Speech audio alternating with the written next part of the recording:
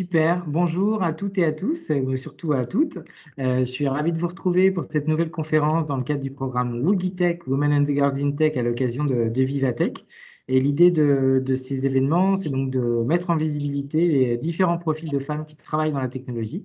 Et là, ça tombe bien, puisqu'on en a quatre aujourd'hui. On va passer une petite heure ensemble avec quatre profils différents qui travaillent chez Accenture et chez Octo. Et voilà, on va voir un peu quels sont vos parcours, quelles embûches ou pas vous avez, vous avez rencontrées dans vos différentes carrières. Et puis surtout, quel est votre regard sur la place des femmes dans la technologie? Qu'est-ce que vous auriez à dire aussi sur, aux jeunes filles ou aux étudiantes ou aux apprenantes qui sont en formation et qui se posent des questions sur leur parcours et sur leur futur choix? Est-ce que c'est des milieux accueillants? Est-ce que c'est des carrières qui tendre les bras aux femmes? Est-ce que c'est intéressant de travailler dans ces métiers-là? On va parler de tout ça. Donc, je vais commencer peut-être par vous, Stéphanie. Est-ce que vous pouvez vous présenter et nous raconter un petit peu le parcours que vous avez par rapport à ces sujets? Merci Frédéric. Moi je suis Stéphanie Gendard, je suis en charge chez Accenture du secteur d'activité tech d'Accenture en France. C'est toutes les équipes qui vont travailler sur du conseil, de l'intégration de systèmes, le développement de services numériques, le cloud, la cybersécurité. On est à peu près 5000 en France, principalement à Paris, mais aussi en région. Et moi, je travaille chez Accenture depuis 23 ans, donc c'est assez longtemps, mais je dois dire que je ne me suis pas ennuyée en 23 ans et j'ai fait des choses assez différentes. Et j'ai une formation qui n'est pas du tout informatique, mais j'ai une formation d'ingénieur en génie civil.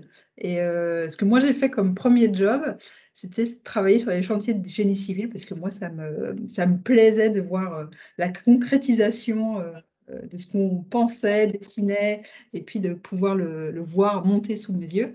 Et je travaillais notamment sur le chantier du Stade de France, parce qu'à l'époque, c'était la France accueillait la Coupe du Monde de foot, et donc il fallait créer des nouveaux stades. Et là, pour le coup, c'était un environnement hyper masculin, parce que je pense que j'étais la seule femme au milieu d'un chantier avec peut-être un millier d'hommes. Et donc, ça m'a fait poser pas mal de questions sur ce que je voulais faire, et j'ai rejoint le monde du conseil et du numérique, avec plein de parallèles entre le génie civil et le numérique. Très bien. Qui veut enchaîner, Virginie? Allez. Allez. Bonjour à tous et puis enchantée. Donc moi, c'est Virginie Arduin. Alors, ça fait 3 ans que je travaille chez Accenture. Donc, j'ai été embauchée juste après mon diplôme d'ingénieur généraliste. Et globalement, ce que je fais tous les jours, c'est la mise en place de logiciels de MES. Donc, pour ceux qui ne savent pas, MES, c'est Manufacturing Execution System.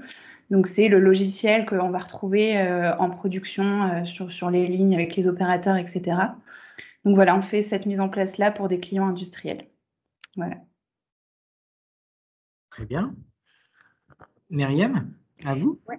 Oui, avec plaisir. Donc, bonjour à toutes, bonjour à tous. Donc, moi, je suis Myriam Berkane.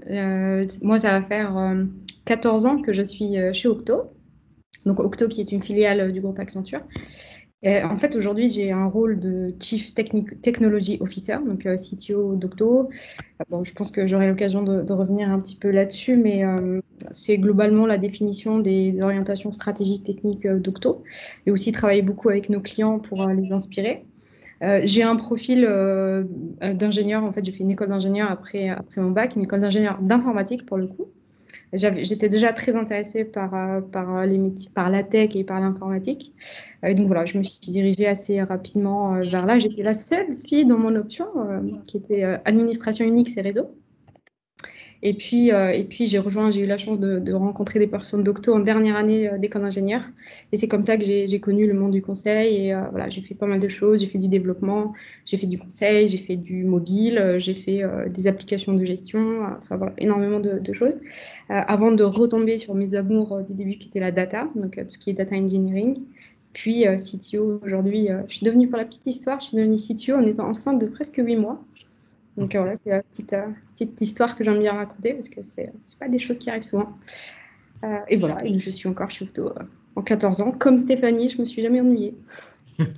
Très bien. On va y revenir sur votre quotidien dans la tech. Louise-Anne, et vous, c'est quoi votre story?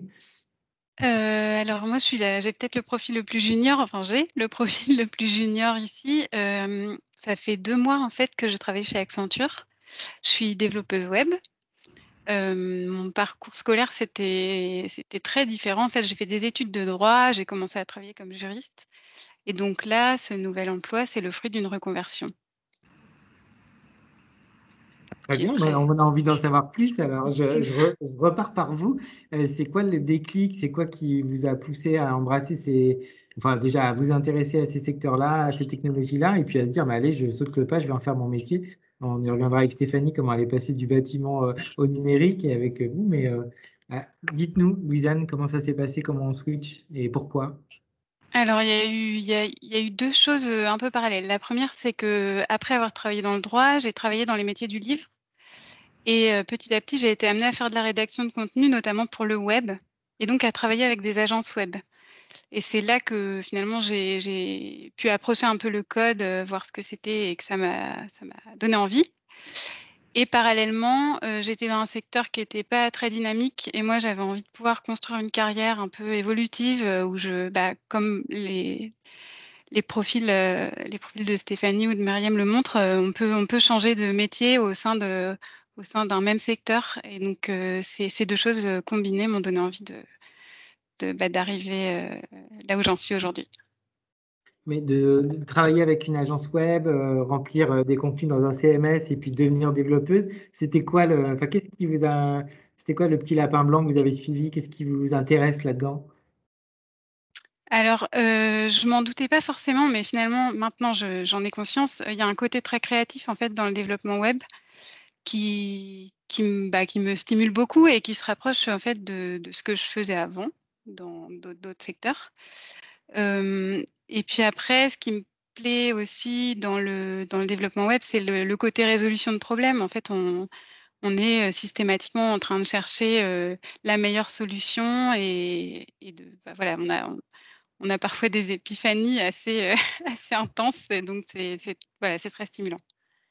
Super. Virginie, vous diriez quoi? C'est quoi qui vous a attiré spécialement dans la tech et dans les métiers? Alors, moi, donc, je vais parler un petit peu de mes études. Je pense que je suis celle qui a le moins d'expérience professionnelle au global. En fait, j'ai commencé par un IUT génie mécanique, donc très, très masculin aussi, justement pour avoir cet aperçu-là de ce qui se passe côté, bon, c'était mécanique et productique, donc c'était surtout l'industrie qui m'intéressait. Et voilà, et du coup, enfin, je suis assez scientifique globalement, et toute cette partie-là m'a beaucoup plu. Et donc après, j'ai décidé de faire une école d'ingénieur justement pour approfondir ces connaissances de l'industrie. Donc, je suis pas forcément informatique. Enfin, mon rôle tous les jours, c'est pas développeuse, c'est pas extrêmement technique, mais c'est plutôt d'être sur le côté métier de nos clients. Et du coup, voilà, moi, c'est ce qui m'intéresse énormément, c'est de pouvoir voir ces différents industriels, connaître différents process. Enfin, ça veut dire qu'on peut voir un petit peu de tout type de clients. Donc, j'ai connu des flux complètement différents de production, etc. Et donc, c'est ce qui m'intéresse beaucoup. Et puis après, bon, ce qui me stimule au quotidien, voilà, c'est avoir ces interactions-là avec le client. Et puis, les équipes enfin, on a une très bonne ambiance, etc. Et au niveau tech, c'est vraiment le côté industriel, moi. Super. Myriam, même si votre formation était déjà informatique et numérique dès le départ, qu'est-ce qui vous fait kiffer dans tout ça? Dans la tech, alors, moi, j'ai la chance d'avoir eu, je pense, un papa qui a tout de suite un peu senti le côté, les opportunités qu'il peut y avoir dans la tech et dans l'informatique. Et donc, dès qu'il a pu se procurer un ordinateur pour nous, ma soeur et moi, moi j'ai grandi en Algérie, donc je n'ai pas grandi en France, donc c'est moins facile d'avoir des ordinateurs là-bas. Donc, dès qu'il a pu le faire, il était avocat de formation, il nous a tout de suite, ma soeur et moi, initiés à ça. Alors à l'époque, c'était voilà, on programmait avec des cassettes, ça ressemblait à des cassettes audio, etc. Donc c'était vraiment le début.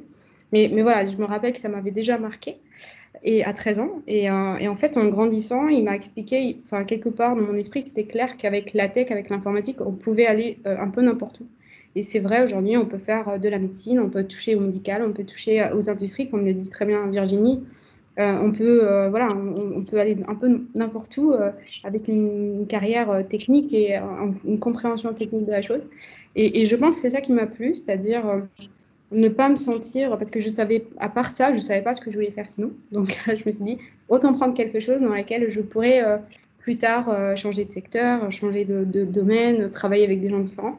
Et franchement, je pense que c'était un bon pari, parce que on change de secteur tout le temps. On peut travailler pour la banque, on peut travailler pour les industries, on peut travailler dans plein de pays. Donc, c'est vraiment... enfin, en tout cas, c'est un des messages moi, que j'aime bien faire passer, c'est que c'est extrêmement créatif, comme l'a très bien dit Louise-Anne. Et c'est très humain aussi. Donc, on passe notre temps en équipe. On n'est pas, comme certains stéréotypes pourraient le laisser penser, on n'est pas toute la journée devant notre écran. On travaille énormément en équipe et ça aussi, c'est un truc. Donc, voilà, c'était assez, quelque part, c'est cette recherche un peu de la polyvalence qui m'a amenée vers un métier plus technique. Et désolé, je suis curieux parce que vous avez la chance d'avoir eu un papa et donc vous avez une sœur aussi, donc c'était deux filles. Et Oui. donc on vous met des CPC ou des ordinateurs avec des cassettes dans les mains. Et votre sœur, elle a pris le virus aussi ou elle est partie sur autre Elle a chose? fui.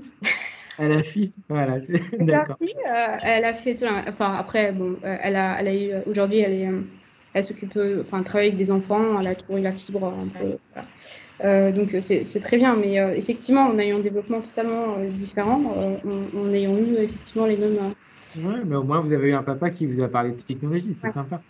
ouais, je Stéphanie, pense. vous, c'était quoi le déclic? Comment vous êtes passé du Stade de France plutôt au numérique? Et qu'est-ce qui Euh, vous intéresse dans le numérique? Enfin, qu'est-ce qui, En fait, c'était surtout une rencontre. Et en fait, à l'époque, euh, moi, ce que je cherchais quand j'ai cherché un job, c'était surtout une ambiance de travail.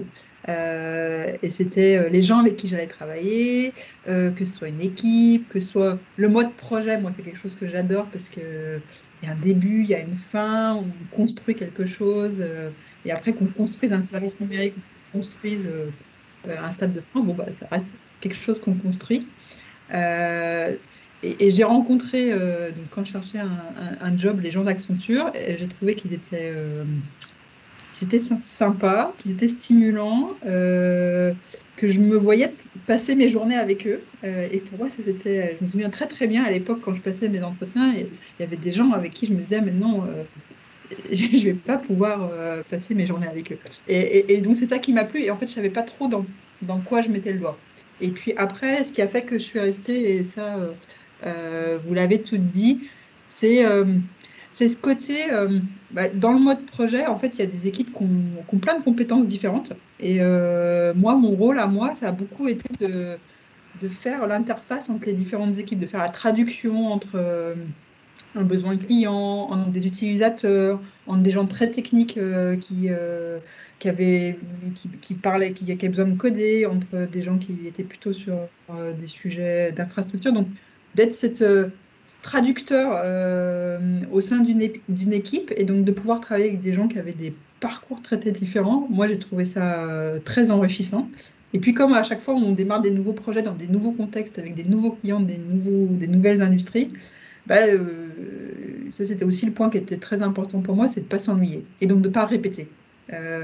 Et donc d'être dans toujours quelque chose qui est nouveau. Et puis après, alors, le monde de la tech, on est servi, tous les ans, il y a quelque chose de nouveau qui arrive.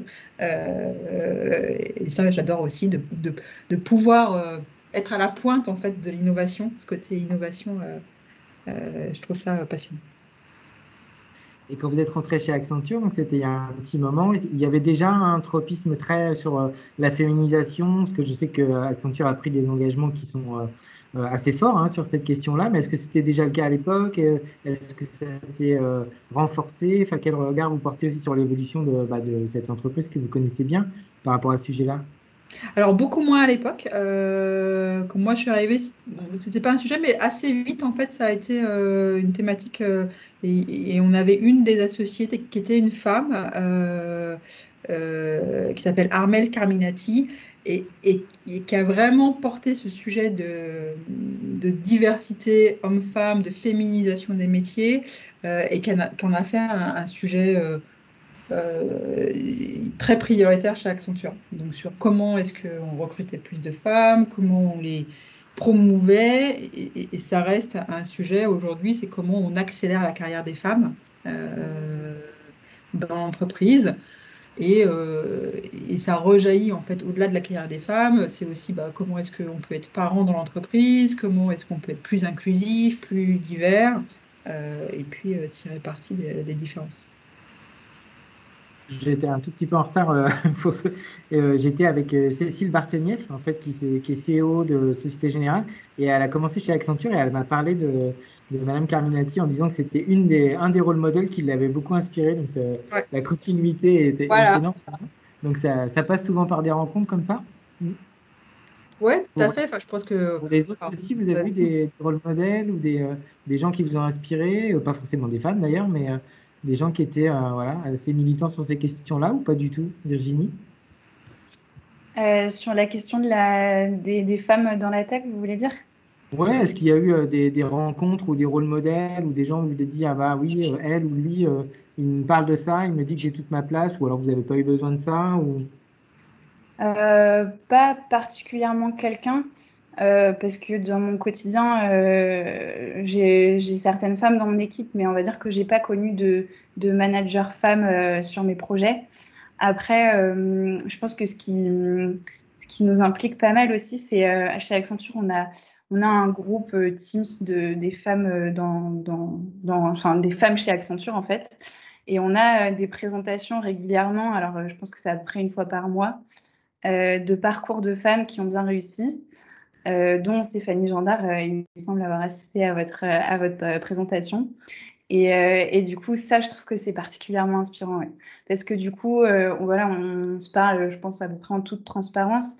On a une vision sur tout un parcours qui a duré 20 ans en général, que ce soit chez Accenture ou pas. Enfin, en ce moment, elles sont chez Accenture, mais qui ont commencé par Accenture ou fini par Accenture, etc. Et du coup, on voit autant d'un point de vue personnel que professionnel comment l'évolution a été faite, et je trouve que c'est hyper intéressant. Ça nous montre des exemples justement qu'on ne voit pas forcément dans notre vie de tous les jours parce que par le hasard des choses, mais du coup, ça nous permet de voir que c'est possible, quoi. Myriam, aussi les rôles modèles, pour vous, c'est important? Vous êtes vous-même un rôle modèle? Vous en avez eu? Alors, c'est hyper. J'en ai la conviction maintenant que les rôles modèles, c'est extrêmement important. J'en ai pas, sur la tech, j'en ai pas eu, en tout cas au début de ma carrière. Moi, quand je suis arrivée, encore une fois, dans mon école d'ingénieur, j'étais la seule fille. Quand je suis arrivée chez Octo, il y a 14 ans, j'étais la seule consultante. Donc, il y avait un côté quand même un peu seul, mais qui n'était pas forcément lourd à porter. En tout cas, je ne l'ai pas ressenti comme quelque chose de lourd à porter à ce moment-là. J'ai eu tout de même des rôles modèles, mais je pense un peu différents dans ma famille. Encore une fois, j'ai grandi en Algérie, donc j'ai vu des femmes prendre des combats et mener des combats tous les jours qui n'étaient pas les mêmes, mais en tout cas, j'étais habituée à avoir ce courage. Voilà, j'ai eu ma maman, j'ai eu une tante qui a eu des métiers qui n'étaient pas des métiers menés par des femmes habituellement. Donc, c'était pas quelque chose de nouveau pour moi. Du coup, voilà, je n'ai pas ressenti de poids particulier. Par contre, ce qui était important pour moi, c'était les communautés. Parce que j'ai assez vite intégré, même si j'y allais pas de façon très assidue, mais je savais qu'il y avait des communautés, par exemple Ladies in Tech ou les J-Duchesses, typiquement. Donc, je savais que ça existait, je savais qu'il y avait ce mouvement-là, je savais que je pouvais trouver de l'aide si j'avais besoin. Et ça, c'est un deuxième message. Je pense que c'est hyper important de savoir s'entourer. Et puis après, chez Octo, j'ai pas eu encore une fois de femmes. Enfin, après, il y a eu, bien sûr, hein, il y a eu Dominique Bunier qui a pris ce sujet-là chez Octo assez vite, etc. Donc, c'est venu dans la discussion un peu plus tard.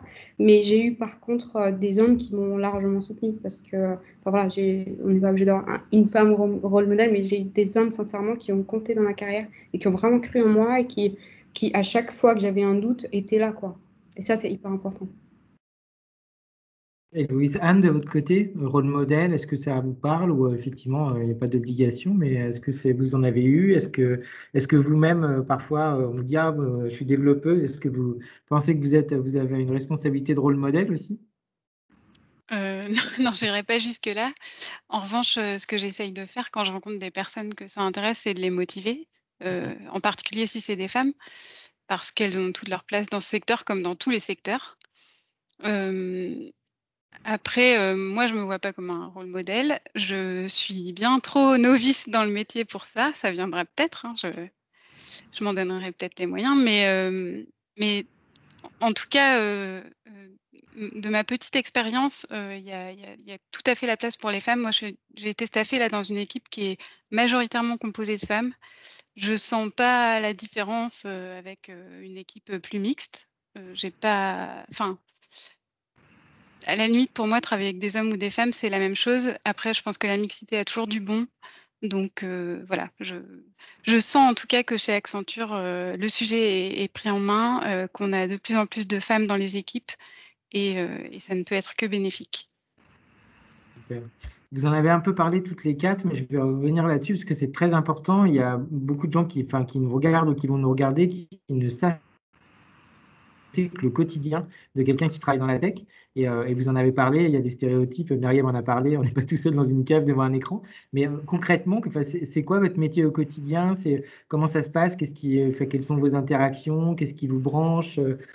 C'est quoi le quotidien d'une femme dans la tech, chacun dans votre rôle? Qui veut se lancer sur le quotidien? Virginie? Je crois, Oui, oui. Myriam? J'étais en train de remettre le micro. Alors, le quotidien, on va être assez factuel. Moi, je pense qu'on a tout un quotidien assez différent. Moi, je suis vraiment sur des projets d'implémentation de solutions digitales. Donc, c'est des projets qui se séparent en plusieurs phases. On commence en général par une phase de design.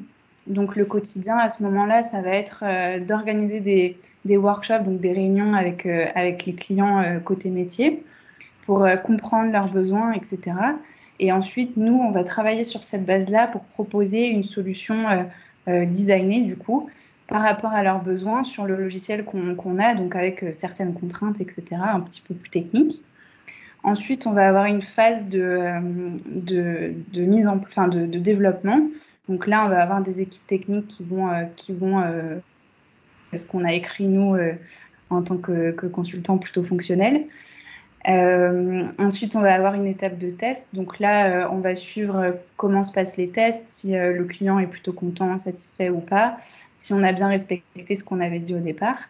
Et puis après, on a une phase de déploiement. Donc à ce moment-là, on va aller se rendre sur les sites, faire des formations sur du coup le nouvel outil qu'ils auront à disposition, et puis préparer les sites à accueillir ce nouvel outil. Donc il y a plein de choses qui se passent à ce moment-là. Et donc à ce moment-là, c'est vraiment dans l'usine que ça se passe. Voilà. Donc moi, mon quotidien, il dépend un petit peu de toutes ces phases-là. Mais globalement, c'est beaucoup d'interactions avec le client, quoi. Mais c'est très très varié ces quatre phases. Donc, est-ce qu'il y a une phase que vous préférez plus que d'autres ou pas du tout? C'est justement la variété qui vous. J'ai jamais réfléchi à cette question. Je sais pas. Je pense que la phase de design. Spontanément. Est-ce que vous préférez le design, les tests, aller dans les usines, les. Moi, les deux phases que je préfère, je pense, c'est le design, parce que du coup, on est vraiment en train de créer quelque chose pour un besoin qu'on connaissait pas à la base, et puis on est en train d'apprendre plein de process de fabrication, etc. Et puis la phase de déploiement, d'être sur place, c'est vraiment intéressant, parce que du coup, on voit l'aboutissement de tout ce sur quoi on a discuté pendant plusieurs mois. Donc voilà. C'est drôle, c'est le début et la fin, quoi. Donc, ouais, c'est ça. Ouais. Myriam, vous vouliez réagir aussi? Ouais, Le quotidien d'une CTO, alors, c'est quoi? J'ai pas 2 semaines qui se ressemblent, donc j'ai pas de pattern. Par contre, en fait, c'est 4 activités principales. Déjà, j'ai une grande activité avec mes clients, qui peut ressembler à ce que dit Virginie, par exemple, avec des workshops, soit des workshops d'inspiration, soit des workshops où on va imaginer une architecture pour un nouveau produit, etc. Donc voilà, ça c'est quand même quelque chose qui est là tout le temps. J'ai un côté comité de direction, avec donc, le COMEX d'Octo, donc prendre des décisions pour le coup moins opérationnelles, mais plus stratégiques sur l'avenir d'Octo, les objectifs, ce qu'on appelle les OKR, les objectifs qui résultent, suivre tout ça. J'ai une activité de management, donc avec mes équipes, avec les personnes que je manage directement, ce qu'on appelle les tribus. On est organisé en tribus chez Octo, donc voilà, je suivre un petit peu les équipes, voir où on en est, quel sujet on va lancer, les partenariats, etc. Et puis, il y a une quatrième activité que j'adore, qui est l'aspect réseau, justement. Donc, je fais partie d'une communauté de CTO de la place parisienne. Et en fait, dedans, il y a pas mal de choses qui sont de l'ordre de la communication externe, communication interne aussi, mais beaucoup de communication externe, rédaction d'articles, conférences. Voilà. Donc, c'est un peu ces 4 activités-là que je fais. En fait, je les adore toutes, mais c'est vrai que l'aspect réseau est quand même très, très intéressant, que j'avais peut-être moins l'occasion de développer dans mes autres casquettes et que là, je développe un peu plus. Et là aussi, vous, dans votre quotidien, il n'y a pas de code. Vous ne codez plus. Si. Pour mon client, je code encore. Ouais. Alors, je n'ai pas la prétention de dire que je suis encore très bonne en code. Parce que, soyons honnêtes, ça évolue à une vitesse impressionnante. Et je pense que c'est aussi de la maturité que de se dire que les gens qui codent tous les jours sont quand même bien meilleurs que moi, et tant mieux. Et en revanche, c'est vrai qu'il y a un truc dont je suis assez fière, c'est qu'il y a ce côté expérience qui ressort quand même, ça, que même si on a des équipes qui codent tous les jours, qui sont très très bons sur plein de sujets, parfois sur un problème, la sagesse de quelqu'un qui a de l'expérience, ça compte quand même. Et j'arrive encore à trouver des bugs que les autres ne trouvent pas. Donc ça, c'est ma petite fierté. Mais après, je suis hyper contente voilà, quand les équipes sont là, elles sont beaucoup plus productives, bah, tant mieux, quoi. C'est ce qu'on veut. Je vous vois sourire, Stéphanie, ça vous parle, ce que dit Myriam? Pour Ouais, vous, c'est bien quoi votre sûr. quotidien? Ouais, non, bah, ça me parle bien sûr parce que oui, il n'y a pas 2 journées qui se ressemblent, voire même il n'y a pas 2 heures dans la journée qui se ressemblent. Dans une même journée, ben ouais, on peut faire une conférence, enfin une table ronde comme on fait là maintenant. On peut parler juste après, on peut négocier un contrat avec des juristes. Et puis après, là, un des sujets du moment, c'est comment est-ce qu'on réinvente la manière de travailler entre des gens qui sont à distance, des gens qui vont être au bureau. Euh, Ça peut être un rendez-vous avec un nouveau client. Donc, en fait, il y a une variété assez grande d'activités. D'un côté, c'est fatigant, mais d'un autre côté, c'est passionnant. Alors, moi non plus, je fais pas trop de code, mais c'est vrai que des fois, j'aime bien juste impressionner les gens en leur disant que je sais faire. Mais c'est juste mon petit plaisir. Et vous aussi, il y a une dimension managériale, en plus de la dimension client. Vous aussi, vous avez plusieurs métiers en un quand même si Ouais, ouais, les... il y a plusieurs métiers en un et ouais, il y a une grosse dimension managériale, mais oui, il y a une dimension finance aussi, parce que du coup, bah, je suis responsable du chiffre d'affaires, la profitabilité de l'entité. Il y a une dimension ressources humaines, parce que bah, qui on recrute, comment est-ce qu'on recrute, comment est-ce qu'on retient nos collaborateurs, comment on fait en sorte qu'ils soient heureux au travail. Et puis, il y a une dimension ouais, juridique, un nouveau métier que moi j'ai appris. Tu vois, Louisanne, elle disait qu'elle venait du juridique. Moi, bon, j'avais pas un parcours juridique, mais j'ai appris comment est-ce qu'on lisait des contrats, comment on travaillait avec des avocats. Voilà, moi, je trouve ça, ce qui est intéressant, voilà, c'est de pouvoir avoir plusieurs métiers dans une vie il y a un fil rouge derrière tout ça. Moi, j'ai fait quasiment toute ma carrière chez Accenture, mais avec plein de métiers. Et vous, Louisanne, qu'est-ce qui vous... votre quotidien d'une développeuse, ça fait quoi au quotidien? Alors, je fais beaucoup de code, hein, ça va pas vous étonner. Pas forcément toute seule, en fait, on a beaucoup de phases où on va coder dans son coin, mais il y a aussi pas mal de pair programming, ce qui est, enfin, il y a un côté très sympa parce qu'en fait, on confronte nos idées, on arrive à trouver des bugs, on arrive à trouver des solutions d'amélioration, donc c'est sympa. Vous pouvez Hem, juste expliquer ce que c'est le pair programming pour les gens qui... le pair programming, c'est quand basiquement, actuellement, on partage son écran avec quelqu'un et on essaye de coder ensemble, donc de trouver ensemble les solutions, En pair, quoi. voilà, à 2, ça nous arrive à 3 ou même parfois à 4. Donc on code à plusieurs mains. Hem Et puis, on a aussi beaucoup de cérémonies agiles, donc beaucoup de travail d'équipe, beaucoup de brainstorming, voilà, on a beaucoup de temps de réflexion, on confronte nos idées, on travaille ensemble et puis, la dernière partie de mon travail, c'est la formation. Comme je débute, j'essaye de me former beaucoup, et puis de progresser beaucoup. Ça, c'est assez contre-intuitif hein, pour les gens qui connaissent pas bien le numérique, mais effectivement, c'est pas du tout des métiers de solitaire, c'est des Non. métiers très en interaction. Mm. Ça, c'est là aussi, c'est un des stéréotypes qui est pas le plus évident à casser, mais vous l'avez toutes dit chacun avec vos mots. C'est pas du tout un truc d'ermite, le numérique où les gens sont cachés entre les clients, les collaborateurs, les collègues, les pairs et la formation aussi. Vous diriez comme Louisanne, est-ce que c'est dû au fait qu'elle est au début de sa carrière de développeuse ou est-ce que vous diriez aussi que qu'on apprend tout? Oui, je vous vois. La communication non verbale marche bien, mais dites-moi, donc Stéphanie, vous aussi, vous Ouais, formez tous les jours?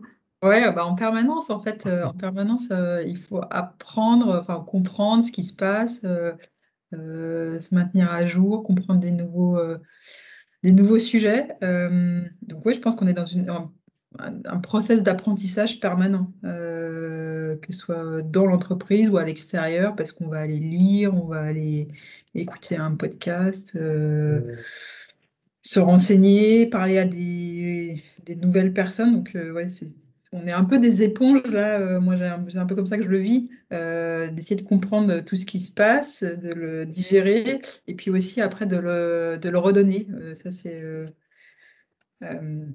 oui, c'est comment est-ce on est une courroie de transmission entre ce qui se passe et puis comment on peut réalimenter les équipes. Et Mariam, je vous vois opiner du chef, vous êtes Donc, d'accord? je ne peux que être d'accord. C'est les gens autour de moi qui ne sont pas dans l'IT me disent qu'on a un côté hyperactif. Parce que mon mari et moi, on est informaticiens tous les deux. C'est un ancien octo d'ailleurs.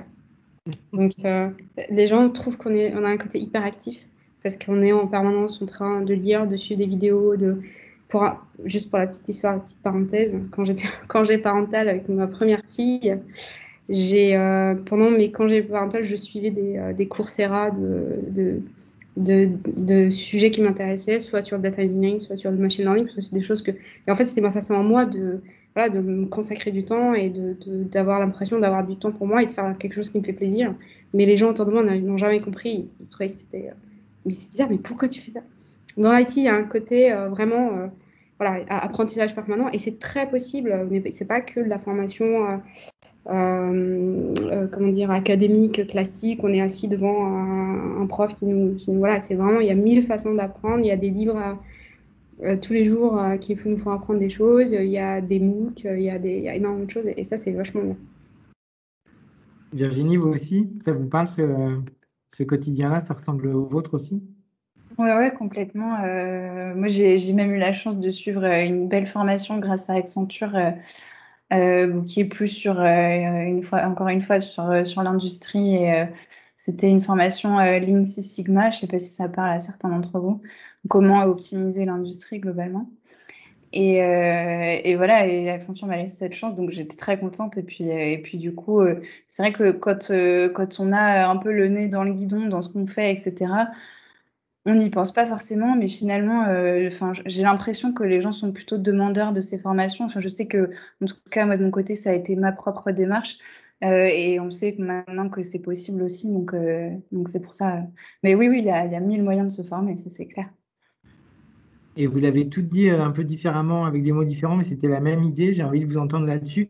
Vous apprenez beaucoup, mais vous transmettez aussi beaucoup. Vous avez parlé ça peut être dans la phase d'un projet quand il faut former le client ou les utilisateurs, dans le peer programming ou dans une méthodo. Et puis, vous l'avez dit aussi, Myriam et Stéphanie, la transmission, là aussi, c'est important. C'est aussi d'autres types de compétences. C'est ça aussi que vous appréciez dans vos rôles respectifs. Qui veut se lancer sur la transmission? Allez, je peux y aller. C'est clé en fait. Enfin, je vais raconter mon expérience chez Octo. C'est la seule boîte que j'ai connue dans ma vie en même temps. C'est ce qui permet d'Octo d'exister encore. C'est les générations qui grandissent, qui font grandir les plus jeunes. C'est comme ça que j'ai grandi moi-même. C'est comme ça que j'ai appris. Et c'est ce que j'ai fait. Ça a été, je pense, très mis en avant quand en tout cas, je l'ai compris vraiment quand donc avant d'être CTO, j'étais lead d'une tribu qui s'appelle NAD, donc Nouvelles Architectures de Données sur le data engineering. Et en fait, on était 3 au début, quand j'ai quitté, on était 30. Il y a un côté réfléchir la montée en compétence. C'est pas juste prendre quelqu'un à un instant T, le former, etc. Ça marche, mais le côté scalable, de comment est-ce qu'on monte en compétences tous collectivement, comment est-ce qu'on organise ça. Il y a des idées, par exemple, j'ai testé une idée qui a vachement bien marché, qui était en fait, on est tous formateurs d'un sujet. On choisit le sujet qu'on veut, mais on devient formateur parce qu'en devenant formateur, en fait, on apprend énormément de choses et on devient expert du sujet. Et cette idée-là, c'était vachement bien. J'étais hyper fière de tester ça et tout le monde voilà, a joué le jeu. Et c'est comme ça aussi que ça a attiré du monde et on est devenu plus nombreux, etc. Il y a ce côté, donc aussi prendre les gens dans son projet, prendre des plus jeunes toujours, ne jamais partir tout seul sur un projet parce que c'est hyper bien d'être, voilà, faire le projet intéressant, satisfaire le client, mais c'est quand même mieux quand on a des juniors et qu'on les monte aussi en compétences. Petite pensée particulière en ce moment parce que justement les jeunes vivent un moment difficile, soit parce que ils ont du mal à trouver des stages, ils ont du mal à trouver un job, ils ont du mal aussi parce que tout est en remote et donc il y a peut-être moins d'interaction, etc. Donc encore plus maintenant, c'est encore plus important de prendre soin voilà, de cette transmission-là, la pensée, la rendre encore plus importante que ce qu'on a vécu avant. Stéphanie, la transmission, c'est aussi une partie du job, c'est pas la pire. Ouais, il y a une des valeurs d'Accenture, en anglais, c'est stewardship.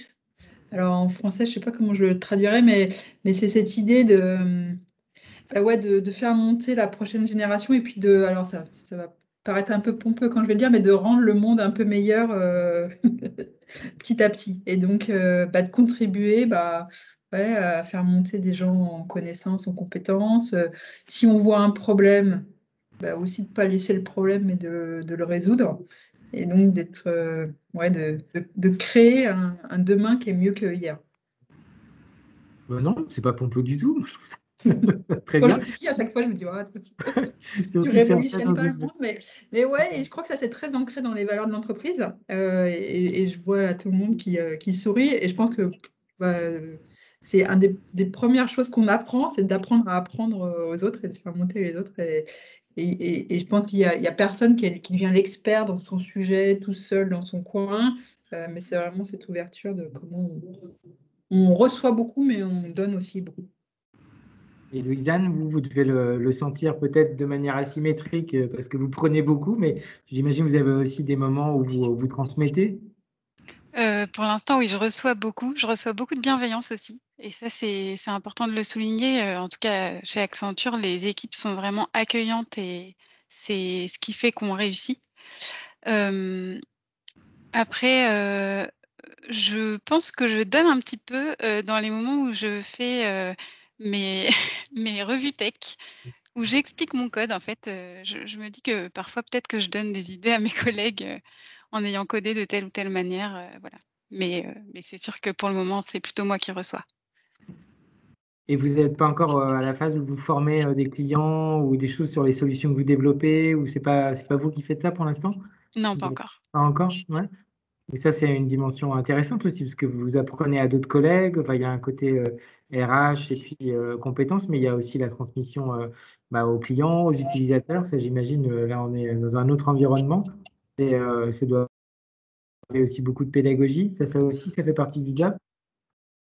La pédagogie, quand vous allez dans une usine, Virginie, pour implémenter la solution que vous avez designée, et puis codée, etc. Ouais, c'est ça, il y a un peu de pédagogie et puis aussi, il faut se montrer un petit peu convaincant parce que parfois, ils apprécient pas forcément, mais parce que c'est parfois des mentalités qui n'ont pas vraiment envie de changer et puis du coup, il faut qu'on montre que c'est génial, etc.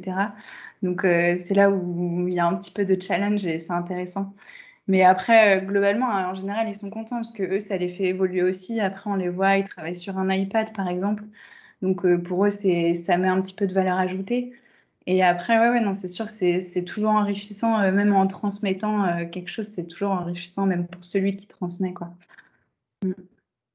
Là, ça me fait penser à une autre question, c'est sur le challenge, justement, c'est dans vos rôles respectifs, là, à l'heure où vous en êtes. C'est quoi le plus gros challenge en ce moment pour chacune d'entre vous, et puis comment est-ce que vous essayez de le surmonter? Virginie, c'est celui-là, d'embarquer les gens sur les solutions que vous avez imaginées, ou c'est quoi pour vous du moment? Je pense pas forcément parce que du coup, la solution que j'ai imaginée, je la maîtrise globalement extrêmement bien. Je connais un petit peu tous les secrets de l'application. Mais non, bah, mon gros challenge, c'est d'ailleurs très récent, ça fait, je pense, 2 mois, voire 3 mois, où je suis rentrée un petit peu dans la gouvernance du projet. Donc, ça veut dire qu'en parallèle de mes tâches, je vais organiser et présenter ce qu'on appelle les weekly committee avec le client sur notre projet. Et donc, ça, pour le coup, c'était un vrai challenge parce que je me retrouvais face à des personnes avec lesquelles je parlais même pas avant. Et du coup, à annoncer parfois des bonnes nouvelles et puis parfois des nouvelles un peu moins bonnes. Et donc, ça, vraiment, c'était pas facile au début. C'est vrai que ces réunions, je les craignais un petit peu. Mais bon, j'ai eu la chance de pouvoir faire ça avec un manager qui devait s'absenter un petit peu. Et maintenant, j'en suis très satisfaite. Et je pense que ça m'a fait énormément grandir à tout point de vue. Donc ça, c'était. Puis au moins, je vois vraiment une évolution sur mon rôle depuis l'année que je suis chez Accenture. J'ai commencé vraiment tout en bas à faire un petit peu la petite main, on va dire. Et puis maintenant, j'arrive à présenter tout l'avancement d'un projet à des personnes extrêmement clés pour l'entreprise. Donc voilà, j'en suis assez fière. Super, bah vous pouvez, il n'y a pas de souci. Myriam ou Stéphanie, le plus gros challenge du moment, c'est quoi? Pour qu'on voit qu'à chaque étape, il y a des challenges, et peu importe le temps d'Accenture ou d'Octo qu'on a. Bah, un des challenges du moment, et c'est pour ça qu'on se parle aujourd'hui, c'est comment est-ce qu'on fait pour qu'il y ait plus de femmes dans la tech. Et nous, c'est un de nos challenges parce que on recrute beaucoup, voilà. On a envie de recruter de manière représentative de la société. Et c'était Myriam qui un jour m'a dit, mais c'est pas normal que les services numériques que tout le monde va utiliser, ils soient développés que par des hommes. Et c'est vrai, quand elle m'a dit ça, je me dis, bah ouais, c'est vrai, c'est pas normal. Et donc, au-delà, de se dire, bah, le plus nos équipes, elles sont diverses en genre, en origine, en parcours, etc., bah, le plus riche on est, donc le plus créatif on est, mais aussi il faut qu'on soit représentatif de la société. Et donc, ouais, comment est-ce qu'on fait pour recruter plus de femmes dans des métiers de tech? Bah, c'est voilà, donc c'est expliquer ce que c'est en vrai. On travaille dans les écoles, les collèges, les lycées. C'est travailler aussi sur les biais qu'on peut avoir tous plus ou moins consciemment. Et donc, ouais, s'ouvrir à plus de diversité. Oui, tout à l'heure, il y avait une conf sur l'effet Mathilda qui était faite Ouais. par les équipes. Ça, c'était assez sympa. Et pour ceux qui n'ont pas la chance de connaître Accenture, là, on parle d'une entreprise qui a plus de 500 000 employés, c'est ça? Ouais. Et qui fait des engagements d'être quasiment à 50% dans pas longtemps. Donc, 50% de femmes sur 500 000 employés. J'imagine que c'est un challenge, oui. Ouais, alors on n'est pas très loin, mais voilà, on s'est donné cet objectif pour continuer à recruter. Donc, si vous cherchez un stage, un emploi, n'hésitez pas, écrivez-nous. Ça, on va pas se gêner pour le redire à tous ceux qui nous regardent. Oui. Myriam, le gros challenge du moment, c'est Alors, il y en a plein, mais en effet, enfin, moi, je partage totalement ce qu'a dit Stéphanie. Honnêtement, je suis extrêmement. Alors, pour le coup, ma prise de conscience sur ce sujet est plus tardive que ça. Et je pense que notre arrivée dans le groupe Accenture a aidé sur notre prise de conscience sur ça. Je pense que, en effet, attirer des femmes, c'est clé. Il faut. J'ai en tête le billet d'Isabelle Collet qu'elle a sorti il y a quelques mois qui s'appelle Il faudrait dire aux filles que la tech a besoin d'elles. Et je pense que c'est exactement le ton qu'il faut donner. Parce qu'on n'est pas là juste pour dire il y a des opportunités, venez. C'est vraiment la tech a besoin de vous. On ne peut pas construire des services numériques avec uniquement des hommes blancs entre 35 ans et 50 ans. Ça ne marche pas. Ça n'est pas représentatif de la société. Effectivement, je suis entièrement d'accord avec Stéphanie. Et un deuxième enjeu qu'il y a derrière, c'est les garder. Cette diversité-là, quand on la tire, il faut la garder. Et pour ça, il faut avoir un environnement inclusif pour tout le monde. Et donc ça, c'est aussi un vrai challenge. D'ailleurs, chez Octo, on travaille dessus. Et dans ma communauté de CTO, on travaille dessus. Parce qu'il y a un chiffre que j'ai appris il n'y a pas longtemps qui m'a fait tomber de ma chaise, littéralement. C'est qu'il y a moins de 1% des CTO en Europe qui sont des femmes. Donc c'est encore pire que sur les métiers de développement. En fait, c'est voilà, des femmes dans la tech, il n'y en a pas beaucoup. Des femmes à des postes élevés de hiérarchie, il n'y en a pas beaucoup. Donc quand on fait la somme des deux, forcément, ça ne fait pas beaucoup de femmes CTO. Donc voilà, on a un vrai challenge sur non seulement diversifier, voilà, garder cette diversité-là en ayant un environnement inclusif et en le gardant, mais aussi faire en sorte que les gens qui pensent les tendances de demain, qui prennent les décisions stratégiques, etc., soient diversifiés aussi. Ça, c'est extrêmement clé. Après, moi, mon challenge aujourd'hui chez Octo, c'est aussi, c'est un peu un challenge, un peu une hantise, c'est ne pas rater le coup de demain. C'est vraiment mon job, c'est être là comme je l'avais fait d'ailleurs on l'avait fait collectivement sur le data engineering, avoir flairé le truc au bon moment, le sortir au bon moment, c'est génial. Il faut toujours qu'on soit devant sur les tendances qui arrivent, pas trop devant parce que le timing est important aussi. Mais voilà, être là quand il faut, c'est vraiment le challenge d'Accenture et d'Octo parce qu'on est reconnu sur ça. Il faut qu'on le reste. Et vous, Louise-Anne, c'est quoi le gros challenge du moment? Alors, si je pars à court terme, ça va être ma montée en compétences. Ça, je pense que c'est assez simple à comprendre. Et puis, plus long terme, ce sera de trouver ma place au sein d'Accenture et puis de pouvoir évoluer, d'y faire une belle carrière. Super. Vous l'avez, enfin, il y a deux d'entre vous qui l'ont dit.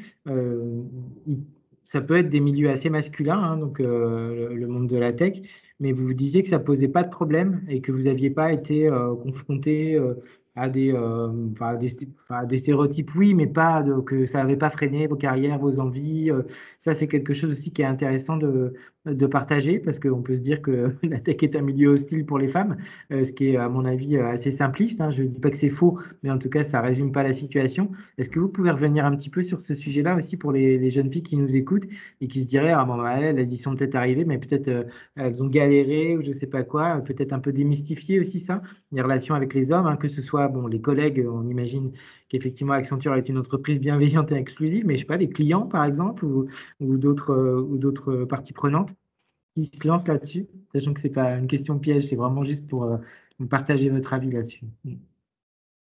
Bah, moi, je me souviens, et quelqu'un l'a dit aussi, moi, quand j'ai commencé ma carrière, en fait, c'était pas. Enfin, je me suis dit, mais pourquoi on se pose la question homme-femme? Je ne me sens pas particulièrement discriminée. Alors, ouais, parfois, c'est moi la seule fille dans la réunion.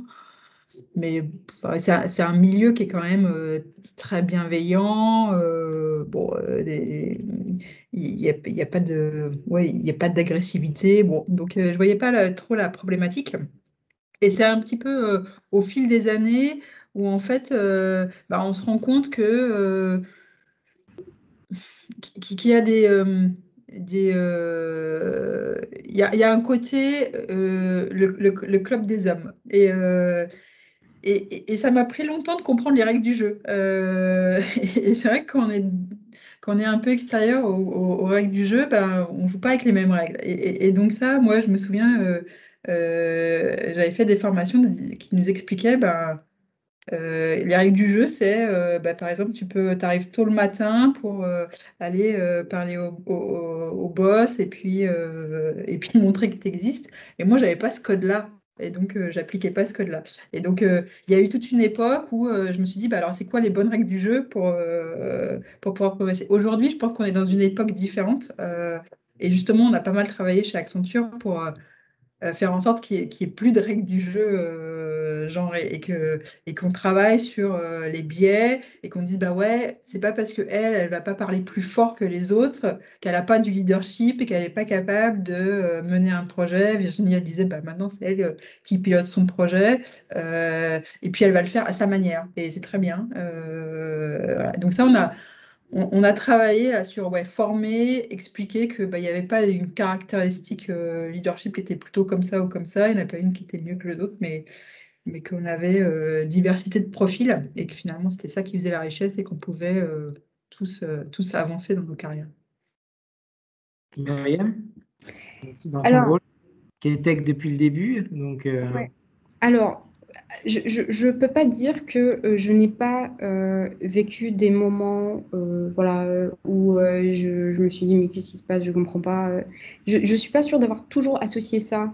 Je ne suis pas sûre d'avoir toujours interprété ça de cet angle-là. Peut-être que ça l'était, mais je n'ai pas associé ça dans mon esprit parce qu'on n'en parlait pas tant que ça. En revanche, il y a un truc, je pense, qui m'a sauvée systématiquement, c'était que quand bien même on vit des choses, des situations, soit de discrimination, soit un client sexiste, ça arrive, ce qu'on appelle le sexisme ordinaire, c'est un mot que je déteste, mais malheureusement ça existe. Euh, En fait, il y a toujours quelqu'un qui a dit non, c'est pas normal. Et ça, je pense, ça m'a aidé dans ma carrière. Je pense que c'est le truc le plus important, c'est qu'il y ait quelqu'un quelque part qui dise ouais, c'est des choses qui arrivent. Ok, il y a des gens chez les clients qui sont comme ça, mais ça n'est pas normal. Et à partir du moment où on se dit ok, bah ok, ça peut arriver, mais ça ne va pas avoir une répercussion sur mon évolution, ça va pas avoir une répercussion, on va pas me reprocher quelque chose à moi, alors que en fait on avance du coup. C'est pas, ça arrive, tu vois, partout dans le monde, ça, on peut avoir des injustices, des choses comme ça. À partir du moment où on a gain de cause, bon ok, très bien, on avance. Je pense que c'est ça qui est important, et je pense que malheureusement j'ai vu pas mal de personnes ne pas avoir cette chance-là. Bon, j'ai animé un meet-up Tech Rocks, donc la communauté des tech leaders, il y a un mois sur comment avoir un environnement inclusif. Et c'était systématiquement cette question-là qui revenait. Ça. Est-ce qu'on a jugé que c'était normal ou pas? Est-ce qu'on a pris les conséquences qu'il fallait? C'est pas le fait que ça arrive, c'est le fait que qu'est-ce qu'on fait de ça maintenant? Et ça c'est hyper important. Un deuxième point, un message que j'ai vraiment envie de passer parce que j'ai eu des discussions comme ça avec des femmes dans l'IT qui est il faut oser parler, en fait. Il faut prendre la parole, il faut le dire parce que 80% des cas ou 85% des cas, les gens ne sont pas malveillants. Parfois, on a des blagues sexistes, parfois, il y a des mots qui partent, qui ne sont pas enfin, on ne peut pas les excuser, mais parfois, les gens ne savent pas que c'est quelque chose qui peut blesser ou ne savent pas. Et en fait, à partir du moment où on ouvre la discussion, où on commence à parler, où on libère la parole, en fait, on avance collectivement et c'est ça qu'il faut dire. J'ai vu des femmes malheureusement partir trop vite ou se braquer ou se dire la tech c'est pas pour moi, je m'en vais. Je comprends que ça soit difficile sincèrement, mais je pense que parfois ouvrir la parole, ouvrir le dialogue, c'est quelque chose qui nous fait avancer collectivement. Et je pense que plus ça va, plus ce sera plus accessible et plus facile. Virginie, un partage là-dessus? Bah, moi, je pense que aussi, je fais partie d'une génération où les changements ont déjà énormément eu lieu. Donc, on va dire que le travail a un petit peu facilité pour nous aussi. Moi, vraiment, je pense que je vois pas de différence dans mon quotidien. J'évolue comme mes collègues masculins, donc parfois mieux que d'autres, parfois moins bien que d'autres. Enfin, il n'y a pas de différence particulière sur les évolutions. Après, oui, c'est vrai que bon, j'ai connu, mais je pense comme beaucoup de personnes, des blagues qui m'ont un peu moins fait rire. La seule chose, c'est que c'est ça, en fait, c'est ce que disait Myriam, c'est il faut le dire. Et donc, il faut le dire calmement à la personne concernée. Et moi, j'ai un exemple en tête, ça m'est arrivé. La personne a totalement compris, s'est excusée et ça s'est jamais reproduit. Donc voilà, je pense que le point le plus important, c'est de dire les choses. Il n'y a pas de honte, il n'y a pas de tabou, il n'y a pas de tout ça. Et puis à partir de là, on part sur des bases saines. Et non, moi, j'ai pas une grosse difficulté dans mon quotidien, pas du tout sur cette différence homme-femme. C'est plutôt rassurant. Oui. Louisanne, d'expérience particulière par rapport à ça? Pas de mauvaise expérience en tout cas, ce qui est déjà en soi une expérience. Non, je suis tout à fait d'accord sur le fait que verbaliser les choses, c'est la première étape et puis c'est ce qui fait qu'on avance. Je suis tout à fait d'accord. Pour terminer, parce on approche de la fin de l'échange, un conseil ou je sais pas, un partage pour les jeunes filles qui veulent se lancer, ce serait quoi? Enfin, vous l'avez dit un peu en filigrane, mais s'il y a, je sais pas, une ou deux choses que les femmes retiennent en fait pour pouvoir se lancer, pour pouvoir oser, comme ça a été dit, ce serait quoi? C'est Louisanne. Peut-être commencer par bien se renseigner, faire des enquêtes métiers, essayer de rencontrer des personnes qui travaillent dans la tech, en particulier des femmes, qui auront peut-être une vision plus proche du quotidien des postulantes. Et puis, je dirais que ça peut être, en tout cas, si c'est le métier de développeuse qui intéresse la personne, ce serait peut-être d'essayer de coder un peu par soi-même. Il y a quand même beaucoup de ressources sur internet pour ça et ça permet de voir un peu si on accroche. Super, super conseil, mettre les mains dedans. Virginie? Alors La moi, génération d'après? ce serait de ne pas avoir peur de tout ce milieu-là, que finalement, des femmes, il y en a, hein, on ne va pas se retrouver tout seul. Voilà, il y a pas de raison. Et puis justement, il faut y aller pour qu'on soit plus nombreuses et que si ça fait peur à certaines, et ben, au moins d'autres femmes seront là pour les rassurer. Mais voilà, non, il faut oser, il n'y a pas de gêne à avoir ou de peur ou de quoi que ce soit. On a plusieurs exemples, on en est capable, voilà. Super. Myriam? Alors, bah, moi, j'ai envie de revenir sur la question de la communauté et de s'entourer, quoi. De se dire, OK, il y a énormément de communautés qui sont structurées, qui ont déjà fait un certain travail. Je pense que ça aide d'être voilà, avec des femmes ou même tout simplement des communautés bienveillantes qui vont aider à... Et d'ailleurs, donc, Accenture, le réseau Accenture, je pense que c'est une super communauté. Premier truc. Deuxième truc, la tech a besoin de vous. Venez, on a besoin de construire la tech et la société parce qu'on est en train de construire des tendances de société qui sont hyper importantes et c'est pas une option en fait. On a besoin de femmes. Ça va être tweeté et repris complètement. J'adore ce motto, hein. La tech a besoin de vous. Stéphanie? Ben moi, ce que je voulais redire, c'est que c'est un métier qui est à la fois très intellectuel, parce qu'on l'a tous dit, on apprend, on fait des résolutions de problèmes, on cherche des solutions, et puis aussi très concret, parce que on construit des sites web, des applications iPad pour des gens sur des lignes de production, des choses qu'on va utiliser. Et donc, ce côté, moi, j'aime bien le côté intellectuel et concret. Donc, on a besoin de vous pour nous aider à les construire. Et Accenture, vous diriez, enfin, je vous tends une perche, mais j'en suis aussi convaincu pour travailler avec Accenture depuis quelques années, que c'est vraiment un bon environnement pour que les femmes puissent se saisir de ces métiers-là. Ouais, ouais, c'est un bon environnement. Alors, je crois qu'on l'a compris avec le partage que vous venez de faire, mais peut-être qu'effectivement, un conseil, ça pourrait être de s'orienter vers des entreprises qui sont résolument axées là-dessus et qui ont créé des univers de sécurité, de bienveillance et puis de promotion des femmes. Et c'est sûr que bon, à cette échelle-là, je pense qu'Accenture, c'est un bon exemple quand même. Voilà. Et même si vous n'avez pas un background tech, c'est possible aussi. Ça a été bien de le redire aussi, parce qu'effectivement, on s'imagine que si on n'a pas fait le bon choix dès la seconde ou dès la première, avec l'option NSI de je sais pas quoi, vous savez, maintenant, ils demandent aux gens en fin de seconde de déterminer leur carrière. Donc ça, vous confirmez effectivement qu'on peut atterrir dans la tech et dans n'importe lequel de ces métiers, même si on n'est pas ingénieur. Ouais, à tout âge. Super, quelle belle conclusion. Je vous remercie beaucoup toutes les quatre d'avoir partagé tout ça. Et puis, je vous donne rendez-vous pour d'autres conférences dans le cadre de Wogitech. Et donc, n'oubliez pas ce que vous avez dit, Myriam, et qui va devenir le mot de cette fin de semaine. La tech a besoin de vous, les femmes. Donc, osez et rejoignez-la. Merci beaucoup. Merci à vous toutes les quatre. Merci. Merci.